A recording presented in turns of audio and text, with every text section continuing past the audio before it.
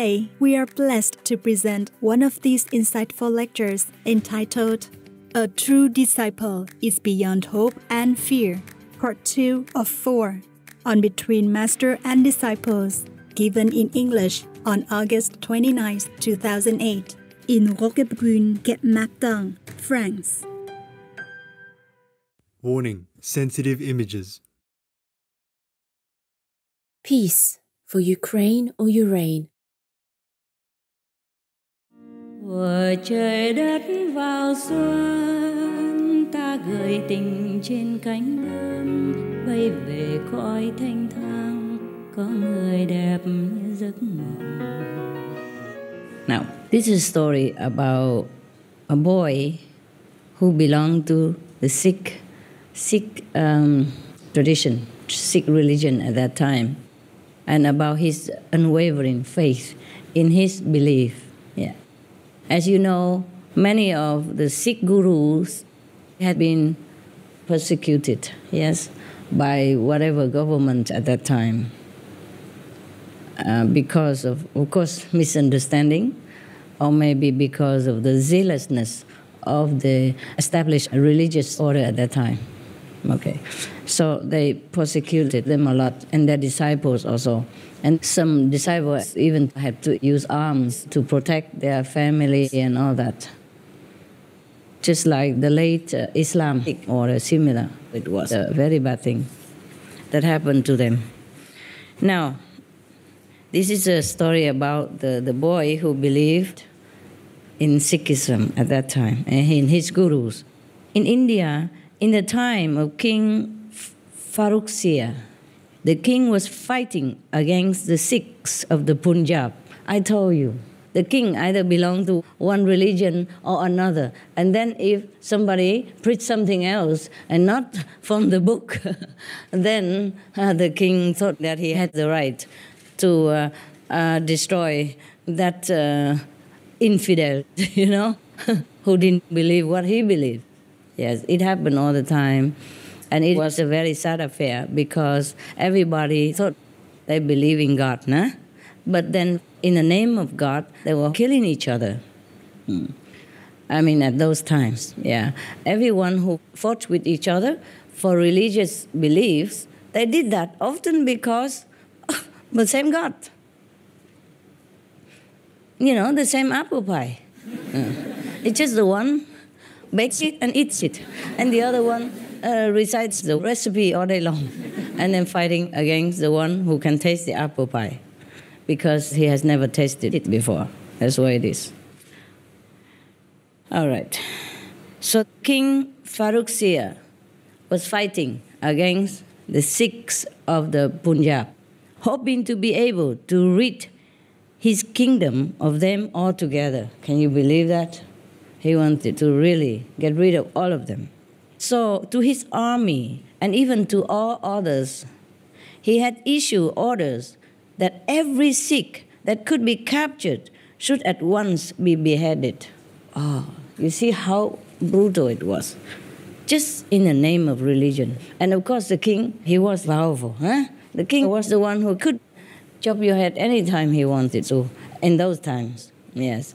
So if the king was not enlightened, and he was also like a fanatic, then of course, wow, you can imagine how difficult it was for the Sikh gurus and their disciples to be able to survive at that time, yeah? But faith always prevails. And no matter how difficult, people have always believed and followed those masters, Sikh or Jesus or Prophet Muhammad, peace be upon him, Buddha, etc. Nothing can stop them. Nothing.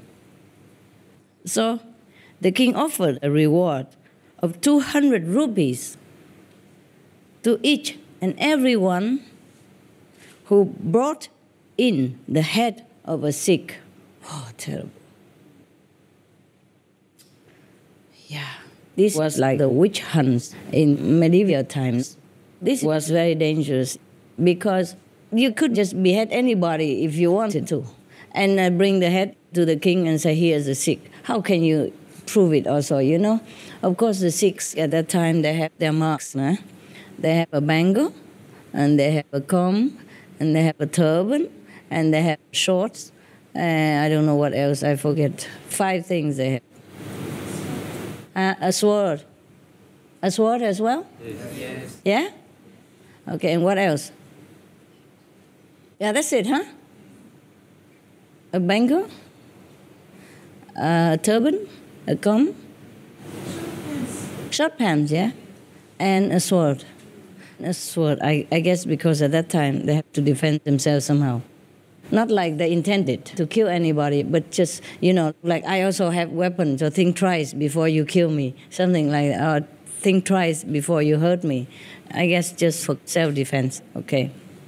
The same with the time of Prophet Muhammad, peace be upon him. The Prophet never preached to his disciples to go out and fight anybody. Yeah. But they just have to defend their kids and kin, And they just have to have something to show to the enemies. At least I have also.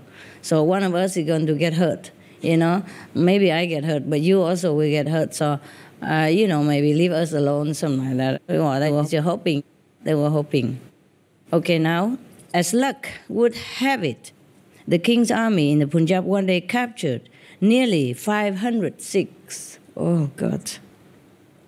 The number that we are right now. Can you imagine all of you get beheaded at that time? Terrible. Who were hiding in a forest. They are hiding in the forest already. Still the king's army went in there and hunted them out. This is a terrible thing about fanaticism. I mean, if they were doing something wrong, yes, okay, huh? But they were not. The Sikhs were just like every other religion now, preaching righteousness, yes, vegetarianism, yeah, contact with God. But that is the thing. You see, most established religions at that time didn't preach like that because the master was gone, so no contact with God. So now the Sikh disciples say, I have contact with God, or say, come to my guru and you can have direct contact with God. Then, of course, they could not bear it. How possible? Because it had been a long time since their religious founder had been gone, yes, and nobody passed down this direct link to God anymore. So they were just reciting the teaching of the old prophets and claiming that it was a religion, and everybody else who didn't believe in that or who didn't do the same stuff were atheists or whatever excuse, whatever name they give them, they have to be eliminated in such a way, my God. Okay, they were hiding in the forest. All of them were brought to Delhi, the capital of India. It still is. And taken into the presence of the king, who immediately ordered that they be beheaded. My God, such a king. I don't believe this. I don't understand this. I mean, people don't have to believe what you believe, huh? Maybe you don't contact them, you don't believe what they believe, and you don't protect them or give them any privilege, but to behead somebody just because he believes something else, this is too much, huh? Yeah. I can't believe this. But it happened, in the history of our human race. In the group of prisoners, there was a small Sikh boy who was the only male child in his entire family. You know how important it is for them. The male, to carry on the family bloodline. Yes, so he was the only one in the family. His mother had followed the prisoners to Delhi. She had not been captured, I guess. Yeah, they captured everybody and the boy, but not the mother of the boy. And had gone in tears to the wife of the vizier, begging her to persuade her husband to plead with the king to spare her child's life. So this mother even knew the wife of the vizier. Vizier, I guess, like the prime minister. Yes. So the king said, I will set the boy free, provided he will say that he is a non-Sikh. Of course, then he would have an excuse, huh? Or he didn't want him to be a sick believer, huh? A special body of God brought the boy before the king. And the king demanded in a very haughty voice, "Boy, to save your life, you must declare yourself to be a non-sick." But at this, the boy cried out at the top of his voice, I'm a sick. Then turning to the executioner, he said in a firm and resolute manner that brooked no denial, "Sir, please be so good as to behead me at once. I do not wish my mother to suffer any more suspense on my account." He wanted to have it done with, so that at least she knew he died anyway. She would not suffer and worry whether he would die or not. That is also agonizing, waiting and doesn't know what will happen. If your son's going to be spared or not. This is a terrible thing for a mother to undergo. So he begged the executioner just to behead him and have it done with. So this is a type of faith that a Sikh means disciple, okay, should have in his Sadguru. Sadguru means true master, enlightened master. So that even if it is a question of his losing his life, he will still persist in his faith and devotion to the master.